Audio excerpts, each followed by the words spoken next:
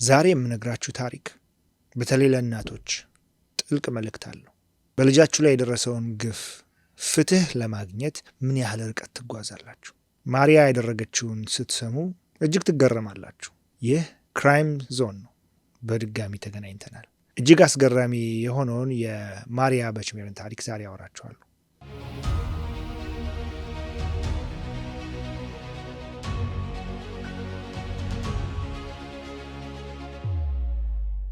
ቦታው ሊዩቢክ ጀርመን ግንቦት 5 1980 እንደ ፈረንጆች አቆጣጠር።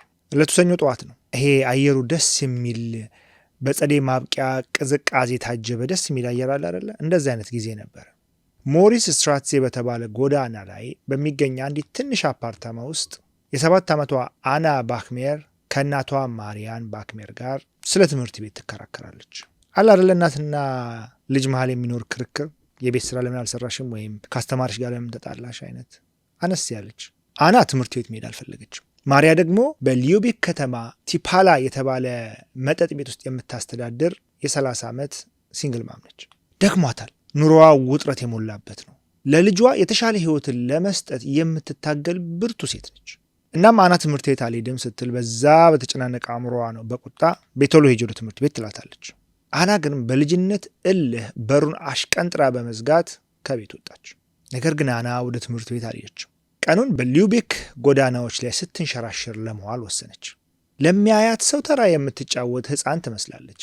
ለአውሬ ግን ለጥቃት የሚጠብቃት ሰለባ ነበረች። ይህ ቀን ሲያበቃ አና ሕይወቷ ያልፋል። ይህ ዓመት ሲያልቅ ደግሞ እናቷ በመላው ዓለም የምትታወቅ ሴት ትሆናለች። እንደ ተጠቂ ሳይሆን እንደ ፍርድ አስፈጻሚ። ከአንድ ዓመት በኋላ በፍርድ ቤት ውስጥ ምን እንደተፈጠረ ለመረዳት ማሪያ ባክሜር ማን እንደሆነች ማወቅ አለብን። እሷ ሚዲያዎች እንደሚለዋት አይነት ፍጹም ሰለባ አልነበረችም። የሌሊትን ሕይወት የምታውቅ ሴት ናት። ከተለያዩ ወንዶች ጋር 3 ልጆችን ወልዳለች። የመጀመሪያዎቹ 2ቱን ለጉዲፈቻ ሰጣቸው ነበር። አና ግን የመጨረሻ እድሏ ነበረች። አና ለእርሷ የሕይወት ትርጉሟ ነበረች። ማሪያ በቲፓሳ መጠጥ ቤት ውስጥ በምሽት ትሰራለች። በሲጋራ ጭስ በተሞላና ሰካራም ሰዎች በሚመላለሱበት ቦታ። እጅግ ጠንካራ ሴት ነበረች። ሰካራሞችን የምታስተካክልበት ስለታም እይታ ነበራት። ነገር ግን አናን ስታይ ያ ሁሉ ጥንካሬዋ ይቀልጣል። አና ከሰውነቷ ሁሉ በልዩ ሁኔታ የሚመታ ልቧ ነበረች ለእናቷ። በዚያ ሰኞ ዕለት አናና እናቷ ማሪያ በተጣሉበት ቀን ትምህርት ቤት ሂጂ ተብላ ጎዳና ስትሽከረከር በዋለችበት ቀን ከ9 ሰዓት በኋላ እንደ ማንኛውም ተማሪ ከትምህርት ቤት ወጥታ ወደ ቤት ትመጣለች ብላ እየጠበቀቻት ነበር። በሩ አልተከፈተም። ወደ ውስጥ የመጣም ሰው የለም። ልክ 11 ሰዓት ሲሆን ማሪያ ውስጧ በስጋት በፍርሃት ይንቀጠቀጥ ጀመር። ምሽቱ 2 ሰዓት ላይ ስጋቷ ወደ ጭንቀት ተቀየረ። ማሪያን ጓደኞቿን፣ ጎረቤቶቿን፣ የክፍል ጓደኞቿ ጋር የምታውቃቸው ጋር ሁሉ መደወል ጀመረች። ያችን ብሩህ ዓይንና የሚያምር ፈገግታ ያላትን ሕፃንን ያያት ግን አልተገኘም። ወደ ፖሊስ ጣቢያ ሄደች። በ1980 የፖሊስ ምላሽ የተለመደ ነበር። ልጅ ናት፣ የሆነ ቦታ ሄዳ ይሆናል፣ ትመለሳለች፣ ጥቂት ታገሽ የሚል። ማሪያን ግን ታውቃለች። የእናት ስሜት ዝም ብሎ ስሜት አይደለም። በውስጧ ከባድ ሸክም ተሰማት። ልጇ እንደጠፋች አወቀች።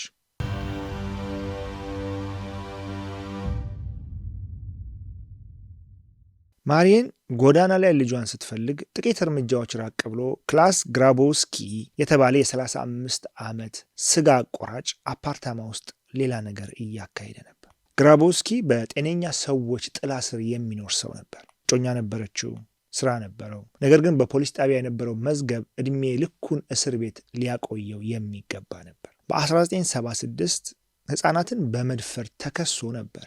የቅጣት ማቅለያ እንዲሆንለት በፈቃደኝነት መጃጃት የሚል ምህረት ተደርጎለት ነበር። ነገር ግን ግራቦውስኪ ዘዴ ቀይሮ ነበር።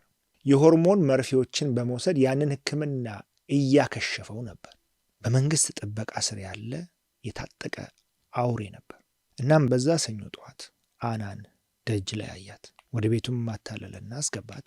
ድመቶች አሉኝ፣ ከነሱ ጋር ትጫወቻለሽ ነበር ያላት። በአውሮፓ ውስጥ የድመት ግልገሎችን፣ ትናንሽ ድመቶችን የማይወድ ሕፃን ማግኘት በጣም ከባድ።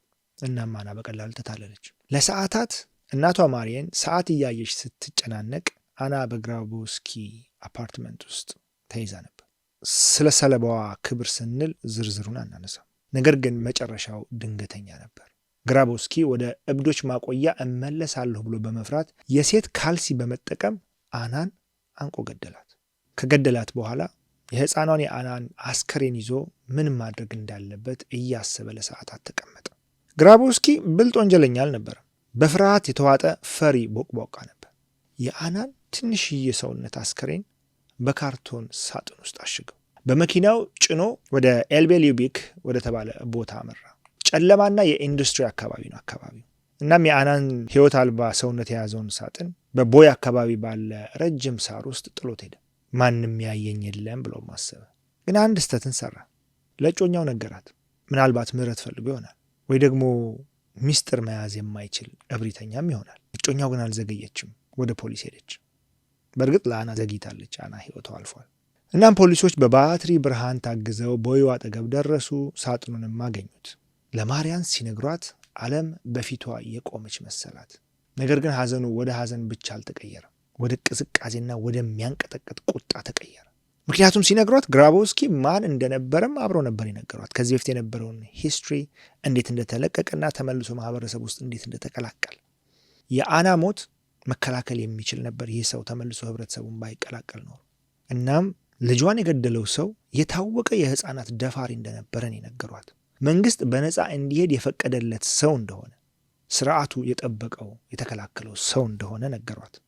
የአና ባክሜር ቀብር የግል ብቻ አልነበረም፣ ሊሆንም አይችልም። ለሊዩቢክ ከተማ በሐዘንና ውት በሚባል የጀርመን የቁጣ ስሜት የተሞላ ነበር። ማርየን ከመቃብሩ አጠገብ ቆማ ነበረ። ለካሜራ ብላ አላለቀሰችም። ልጇ በታሸገችበት ሳጥን ውስጥ እሷም አብራ የሞተች ትመስል ነበር። ህዝቡ ያዘነች እናት ሲያይ፣ ፖሊሶች ግን ሌላ ነገር እያዩ ነበር። እየተሰነጠቀ ያለ ስርዓት።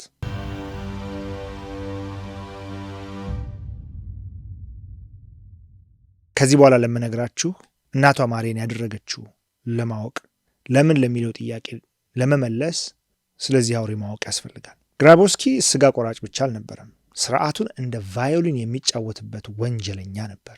ከዓመታት በፊት 2 ሕፃናትን በመድፈር ተፈርዶበት ነበር። እድሜ ልክ ከመታሰር በፈቃደኝነት መጃጃት አለ አይደለ? እንደዛ የሚባል ስርዓት ነበር በጀርመን ውስጥ አለው ነው። እናም እንደዛ ማድረግ ይሻለኛል ብሎ ተስማማ። በወቅቱ የምዕራብ ጀርመን ህግ ይህ እንደ ፈውስ ይታይ ነበር። ስሜቱን ያስወግዳል የሚል እምነት ነበራቸው በፈቃደኝነት መጃጃት የሚባለውን ሕክምና ወይም ክትባት ሲወስዱ። ነገር ግን ተሳስተው ነበር። ከሕክምናው በኋላ ግራቦስኪ የሆርሞን መርፌ መውሰድ ጀመረ። ለዶክተሮቹ እንደገና ጤነኛን መሆን እፈልጋለሁ አላቸው። እንደ እውነቱ ከሆነ ግን ሕክምናውን እያከሸፈው ነበር። መንግስትን ያውቅ ነበር፣ ዶክተሮቹም እያውቁ ነበር ይህንን። ሆኖም ግን ሕፃናት ባሉበት ሰፈር ከትምህርት ቤት ጥቂት እርምጃዎች ርቆ እንዲኖር ተፈቀደለት። ምን አይነት የስርዓት ውድቀት ነው! ለዛውም አውሮፓዊት ሀገር፣ ለዛውም ጀርመን። በእርግጥ ወቅቱ 1980ዎቹ ነው። እና ማርየን ይህንን ስታውቅ በውስጧ አንድ ትልቅ ስብራት ተፈጠረ። ህጉ ለልጇ ቅድሚያ እንዳልሰጠ ተረዳች። ህጉ ቅድሚያ የሰጠው ለግራቦስኪ መታደስ ነበር። ችሎቱ ሲቃረብ ግራቦስኪ ከተያዘ በኋላ ታሪኩን መልኩን መቀየር ጀመረ። የግራቦስኪ ጠበቆች አልገደለም ብለው መከራከር እንደማይችሉ ያውቁ ነበር። ማስረጃው ግልጽ ነበር። ስለዚህ ሰለባዋን ማጥቃት ጀመሩ። ስለ ማርየን የግል ህይወት ለጋዜጠኞች መረጃ መስጠት ጀመሩ። መጠጥ ቤት እንደምታስተዳድር፣ 2 ልጆችን ለጉዲፈቻ መስጠቷን፣ እናም ልጆቿን የማትከታተል እናት አድርገው ከሰሷት። የጠበቆቹ እቅድ ከዚህም የባሰ ነበር። የ7 ዓመቷ አና ግራቦስኪን አስፈራርተዋለች፣ ወይም ደግሞ ይሄ ብላክ ሜል ለማድረግ ሞክራለች፣ ስሙን ለማጥፋት እንደምታጠፋ ዝታበታለች የሚል ክርክር ሊያቀርቡ ነበር። ከነካኝ ለእናቴ እናገራለሁ ብላ ገንዘብ ጠይቃኛለች፣ እኔም ደንግጬ ገደልኳት የሚል ድራማ አዘጋጁ። ማርየንን ሆናችሁ አስቡት፣ እናቷን ሆናችሁ አስቡት። ልጃችሁን አታችኋል።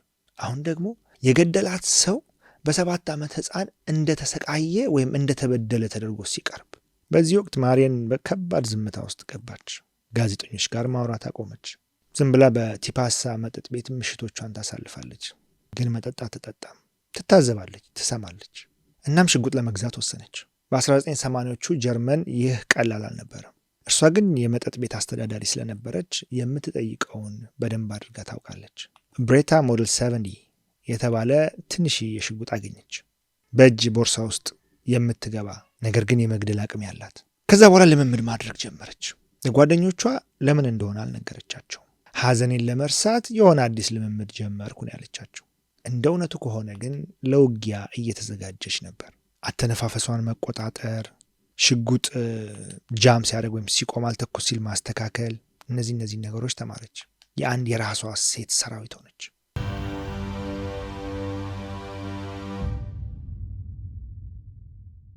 መጋቢት 1981 ዓ.ም በሊዩቢክ ፍርድ ቤት የፍርድ ቤቱ ክፍል 157 ይባላል። ችሎት ሊጀመር ነው። ማሪየን ችሎቱ ከመሰማቱ በፊት ለመጨረሻ ጊዜ ወደ አና መቃብር ሄደች። አበባ አልያዘችም። በዝምታ ረጅም ሰዓት ቆመች። ያዩዋት ሰዎች በጣም የተረጋጋች ትመስል ነበር ይላል። ወደ ቤቷ ተመልሳ በማግስቱ የምትለብሳቸው ልብሶች አዘጋጀች። ረጅም ጥቁር ኮት፣ ማንም የማይጠረጥራት። ሽጉጧን ፈተሸች።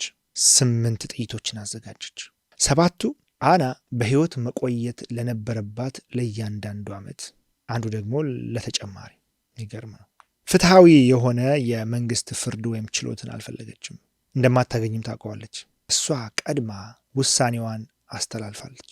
በማግስቱ ጠዋት ማሪየን በፍርድ ቤቱ የፍተሻ መሳሪያ በኩል አለፈች። በ1981 የፍተሻ ስርዓቱ እንደ ዛሬው ጥብቅ አልነበረም። ቦርሳዋን አላስፈተሸችም። ክላውስ ግራቦስኪ ከሚቀመጥበት ጥቂት እርምጃዎች ራቅ ብላ ተቀመጠች። ሲገባ አየችው። ጤነኛ ይመስላል። በራሱ ይተማመናል። ለጠበቃውም የሆነ ነገር ሾክ ብሎ ከነገረው በኋላ ሳቅ አለ። ማሪየን እጇን ወደ ቦርሳዋ ሰደደች። የሽጉጡን ብረት ነካችው።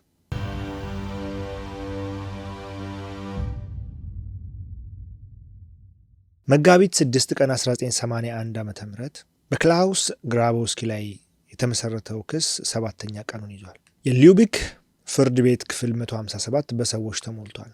አየሩ የታመቀ ነው። ጋዜጠኞች፣ የአካባቢው ሰዎችና ጠበቆች ፍርዱን በጉጉት ይጠባበቃሉ። መሀል ላይ ክላውስ ግራቦስኪ ተቀምጧል። ከህፃን ገዳይ ይልቅ ፕሮፌሰር ይመስላል። እናም ጀርባውን ለህዝቡ ሰጥቶ ተቀምጧል። የሰበረውን ህይወት አይኖች ማየት አይፈልግም። ከጀርባው ጥቂት ረድፎች ራቅ ብላ ማሪየን ባክሜር ተቀምጣለች። ሙቀቱ ቢበረታም ኮቷን ግን አላወለቀችም። በጣም ዝም ብላለች። የዚያን ቀን ፎቶግራፎችን ብታዩ ፊቷ እንደ ድንጋይ የጠጠረ ነው። አታለቅስም፣ አትረበሽም። የግራቦስኪን ጀርባ ትኩር ብላ ታያለች። የጠዋቱ የፍርድ ክፍለ ጊዜ ስለ ግራቦስኪ የአእምሮ ሁኔታ በሚቀርብ ምስክርነት ተጀመረ። ጠበቆቹ የ7 ዓመቷ አና ግራቦስኪን አስገድደዋለች ወይም ብላክሜል ልታደርገው ሞክራለች የሚለውን ክርክር ማንሳት ጀመሩ። አንዳንድ ጠበቆች ግን ምንድነው ህሊናቸው ውስጥ የሚመላለሰው ወንድሜ? ጠበቃው መግለጫ ማንበብ ጀመረ።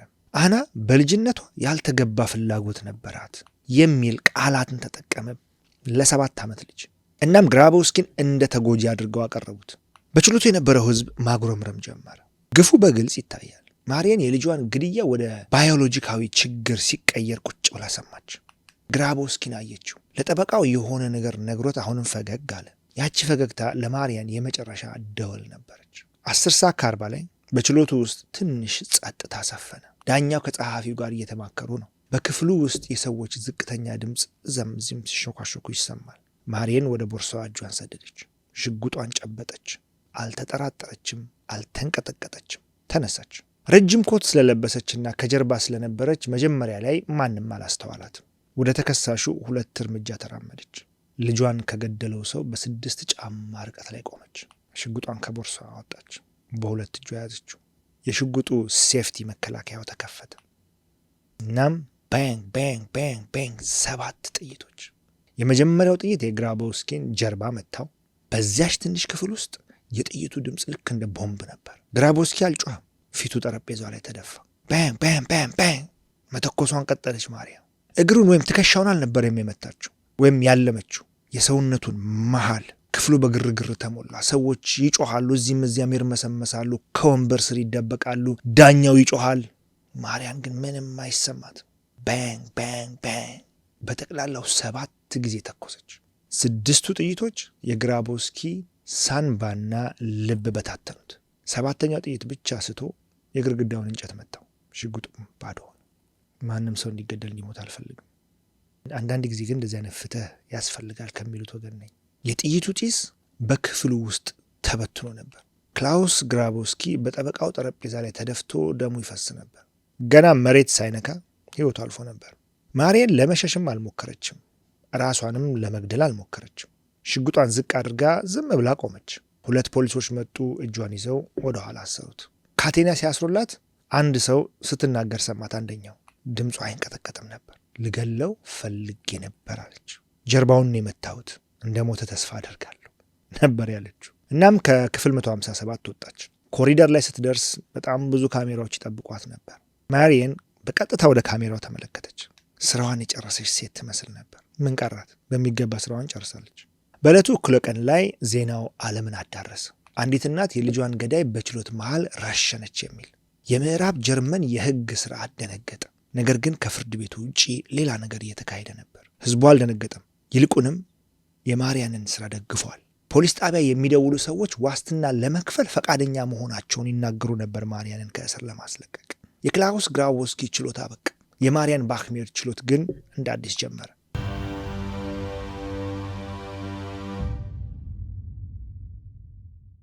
መጋቢት 7 ቀን 1981 ዓ.ም በጀርመን ማንኛውም ጋዜጣ ብታነሱ የምታዩት የማሪያን ባክሜርን ፊት ነበር። በካቴና ታስራ ስትወሰድ የሚያሳየውን ፎቶ በሁሉም ቦታ ላይ ተለቆ ነበር። ጋዜጦች ራሳቸው ለሁለት ተከፈሉ። አንዱ የአውሬው አረሻሸን ሲል፣ ሌላው ደግሞ የህግ የበላይነት ሞተ ይላል። በ24 ሰዓት ውስጥ ማሪያን ምልክት አርማ ሆነች። ህጉ ለአውሬዎች ሩህሩህ ነው ለሚሉ ወላጆች እሷ ጀግና ነበረች። ወላጆች በልባቸው የሚያስቡትን እሷ በተግባር አሳየች። ለመንግስት ግን ማሪያን የስጋት ምንጭ ነበረች። በነጻ ቢለቋት እንደዚህ አይነት ፍርዶችን መስጠት አማራጭ ነው የሚል አንድምታ ይኖረዋል። 70% ህዝብ እንዲለቀቅ ቢፈልግም መንግስት ግን ምሳሌ ሊያደርጋት ፈለገ። እናም በእስር እንድትቆይ ፈረደ። በእስር ቤት ውስጥ ማሪያን ቅድስት አልነበረችም። በጣም ደክማ ነበር። ያ ያነሳሳት ቁጣ ሲበርድ በከፍተኛው ዝላ ደክማ ነበር። ዓለም ግን ዝም አላላትም። ስተርን የተባለው ትልቅ መጽሔት ለታሪኳ 250,000 ማርክ፣ በዛ ዘመን የጀርመን ገንዘብ በጣም ብዙ ገንዘብ ነው፣ አቀረበላት። ማሪያንም ተስማማች። በዛ ገንዘብም ታዋቂ ጠበቆችን ቀጠረች። ደጋፊዎቿ ለህልውናዋ የምታደርገው ነው ሲሉ፣ ተቃዋሚዎቿ ግን በልጇ ሞት እየነገደች ነው አሉ። ማሪያን ጀግና ናት ወይስ ታዋቂ ለመሆን ያቀደች ወንጀለኛ የሚለው ክርክር ተፋፋመ።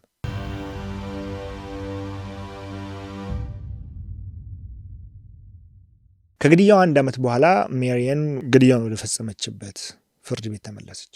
በዚህ ጊዜ ተከሳሽ እሷ ነበረች። ክሱ ሆን ተብሎ የተፈጸመ ግድያ የሚል ነበር። አቃቤ ሕጉ 7ቱን ጥይቶችና ልምምዷን እንደ ማስረጃ አቀረበ። ይህ በድንገት የተደረገ ሳይሆን ታቅዶ የተፈጸመ ግድያ ነው አሉ። ጠበቆቿ ደግሞ የአእምሮ መዛባት የሚል መከራከሪያ ይዘው ቀረቡ። ልጇ ስትሰደብ አእምሮዋ ሊሸከመው አልቻለም፣ ሽጉጥ መያዟንም አታውቅም ነበር አሉ። ከተከራከር ካይቀር እንደዚህ ነው። ጠበቆቹ ሲከራከሩ ጎዳናዎች በጩኸት ተሞልተዋል። በሺዎች የሚቆጠሩ ደብዳቤዎች ለፍርድ ቤት ይላኩ ነበር። አንዳንዶቹ ገንዘብ፣ አንዳንዶቹ ደግሞ የጋብቻ ጥያቄ ሁላ ይዘው ነበረ በሚላኩት ደብዳቤዎች ውስጥ። በጣም የሚገርሙት ደብዳቤዎች ግን ከሌሎች እናቶች የመጡት ነበሩ። ልጆቻቸውን በግፍ አጥተው ገዳዮች በነፃ ሲወጡና ሲንፈላሰሱ ያዩ እናቶች ድምፃችን ነሽ ይሏት ነበር። ማሪያን የተኮሰችው ለሁሉም ለተረሱ እናቶች ነበር። መጋቢት 2 1983 ዳኛው ሲናገሩ ችሎቱ ጸጥ አለ። ማሪያን ቆመች። ከበፊቱ ከስታለች። ፊቷ አሁንም ድንጋይ ይመስላል። ዳኛው እንዲህ አሉ።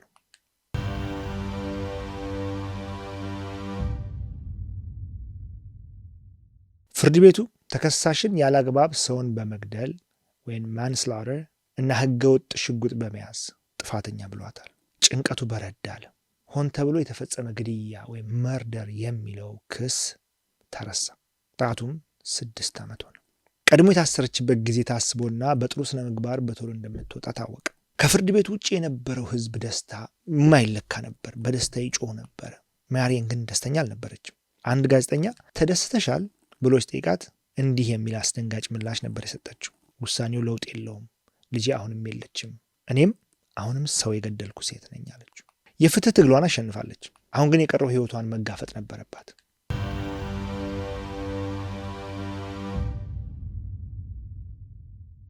በ1985 ላይ መተናል። አና ከሞተች 5 ዓመት ሆኗታል። የቬክታ እስር ቤት በሮች ተከፈቱ። ማሪያን ባክሜር በነፃነት ወደ ውጭ ወጣች። በጥሩ ስነ ምግባር ምክንያት ከ6 ዓመት ውስጥ 3ቱን ብቻ ነው የታሰረችው። ለካሜራዎች እሷ ተርፋ የወጣች ትመስላለች። እርሷ ግን ለሚያውቋት ሰዎች ባዶ ሴት ነበረች። የምትመለስበት ቤት አልነበራትም። ወደ ቲፓሳ መጠጥ ቤት መመለስ አልቻለችም። ሰዎች ወይ ያመሰግናታል ወይ ደግሞ ታዋቂ ገዳይ እያሉ ይሰድቧታል። በቀሏን አግኝታለች፣ ሰላሟን ግን አጣች። ማሪያን ጀርመን ውስጥ የበቀል እናት ከመባል እንደማታመልጥ ተረዳች። መሸሽ ፈለገች። ወደ ሲሲሊ ጣሊያን ሄደች። እዛም በዝምታ መኖርን ፈለገች። በተወሰነ ጊዜ ተሳካላት። በዝቅተኛ ስራ እየሰራች ማንነቷን ደብቃ ኖረች። ነገር ግን ታሪኳ ተከተላት። ጋዜጠኞች አገኟት። ከዚያም ወደ ደቡብ አፍሪካ ሄደች። በሞት አፋፍ ላይ ያሉ ሰዎችን በሚታገዝበት ቦታ ላይ መስራት ጀመረች። ምናልባት የወሰደችውን ህይወት ለመካስ ሲሆን ስሟን ቀይራ ትኖር ነበር። ነገር ግን የአና ፎቶ ሁልጊዜ አልጋው አጠገብ ነበር። የወለዳችሁትን በሌላ በምንም እጡ፣ በሰው እጅ ግን አትጡ። የሜሪየንን ህመም በዚህ ታሪክ ውስጥ እኔ ራሱ በደንብ ፊል አድርገዋል። እና ሜሪየን በስደት እያለች ታሪኳ በትምህርት ቤቶች መጠናት ጀመረ። ነገር ግን እውነታው ከታሪኩም የከበደ ነበር። በኋላ ላይ በሰጠቻቸው ቃለ መጠይቆች ድርጊቱ ስለ አና ብቻ እንዳልነበረ ገልጻለች። በህይወቷ በወንዶች የደረሰባት በደል፣ ለጉዲፈቻ የሰጠቻቸው ልጆቿና ዓለም የረገጣት የመሰላት ስሜት ተደምሮ የመጣ ቁጣም ጭምር ነበር። ክላውስ ግራቦስኪ የልጇ ገዳይ ብቻ አልነበርም፣ እሷን ለጎዱት ወንዶች በሙሉ ተወካይ ነበር። በተጨማሪም ከስታርን መጽሔት ጋር የነበራትን ቆይታ ስምምነትም ተጸጸተች። ልጇን እንደ ሸቀጥ ያቀረበች መስሎ ተሰማት። 1996 ዓ ም ማሪየን የ46 ዓመት ሴት ናት። እናም የጣፊያ ካንሰር እንዳለባት አወቀች። እናም የጥቂት ወራት ዕድሜ ብቻ እንዳላት ተነገራት። በሰላም መሞት ትችል ነበር። እርሷ ግን ወደ ጀርመን ወደ ሊዩቤክ መመለስ ፈለገች። በሰበረቻት ከተማ ውስጥ መሞትን ፈለገች። ከመሞቷ በፊት በሰጠችው የመጨረሻ ቃለ መጠይቅ ይገባው ነበር ተብላ ተጠየቀች። ማድረግ የነበረብኝን አድርጌያለሁ። እኔ ግን የሞትኩት በ1980 ነው። አሁን ሰውነቴ እየተከተለኝ ነው እንጂ በሕይወት የለሁም አለች። እናም መስከረም 17 1996 ዓ ም ሜሪየን ባክሜር በሊዩቢክ ሆስፒታል ሕይወቷ አለፈ። ቀብሯ ትንሽ ነበር። በቡርግቶር መቃብር በሚባል ቦታ ላይ ተቀበረች። ዛሬ ያንን ቦታ ብትጎበኙ የሜሪየንን መቃብር ታያላችሁ። ከጎኑ ደግሞ ጥቂት ሴንቲሜትር ራቅ ብሎ የአና መቃብር አለ። እናትና ልጅ በመጨረሻ ተገናኙ።